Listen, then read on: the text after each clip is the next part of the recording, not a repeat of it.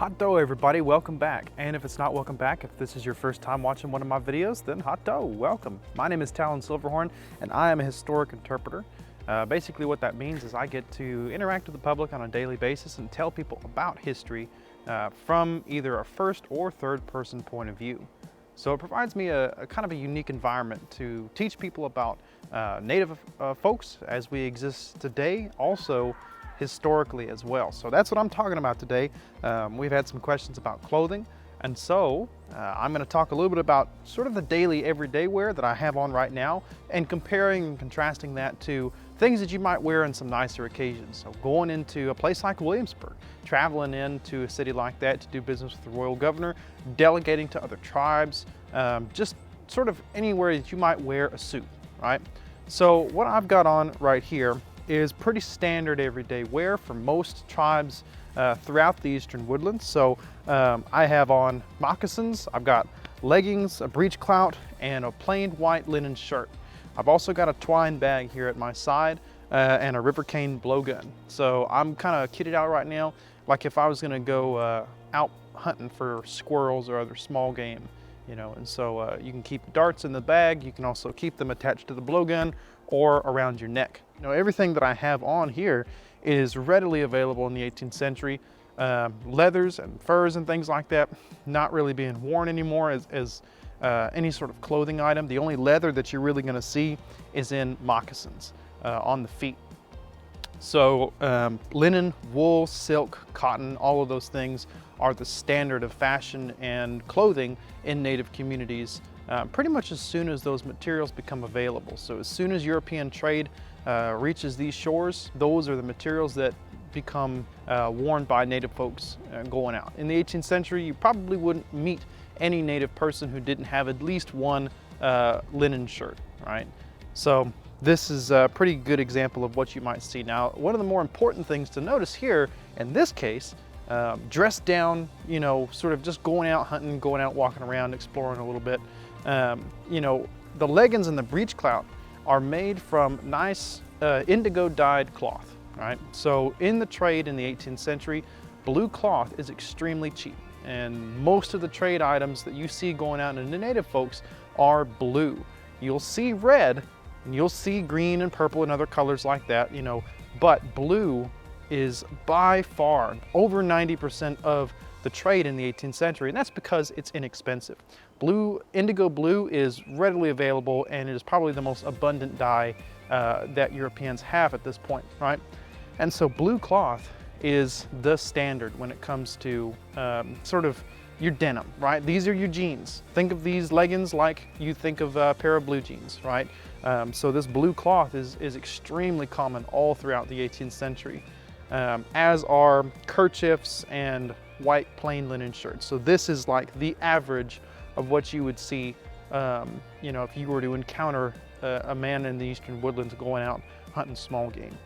So let's take a look and see how this compares to something a little bit more fancy. Okay, and here you can see we have a little bit of a different outfit. Everything's a little bit brighter. It's kind of dialed up to 11, right? So we've still got a white linen shirt, except this linen shirt is a little bit finer and it has the addition of ruffles. We've also got some silver jewelry. That's probably the other notable thing here, right? So you can see I've got a crescent gorget, I've got armbands, and I've got wristbands on, as well as some bracelets, and of course, earrings. Nose rings are also common and popular throughout the 18th century. The other item that you might have noticed right off the bat is the match coat. So this match coat is made of wool cloth. You notice the color is also red. So like I mentioned before, blue cloth is very popular and very common, but it's also very cheap.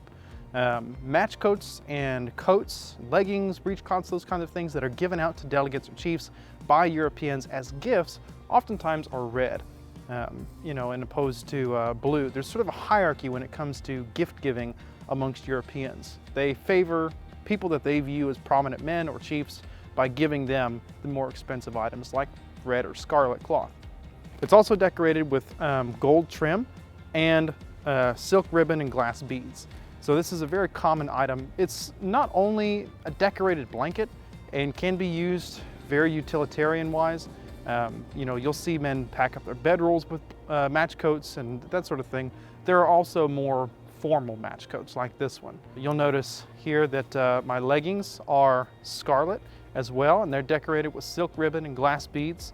But everything is just sort of dialed up to 11. You know, moccasins are a little bit nicer, leggings are a little bit nicer and finer made. They're decorated up quite a bit. So this is really the difference, right? The colors, the cuts, the fashion is just slightly altered to fit the need of these political delegates who are traveling in. And for the purpose, you know, I mean, it suits pretty well, right? So if you're going out hunting, you don't need to take a match coat and other things to carry with you. You don't need to take silver that you might lose out there on the trail. You don't need to, you know, what happens if you slip and fall, right? If you bust that silver up, well, that was pretty expensive and you just lost it, right?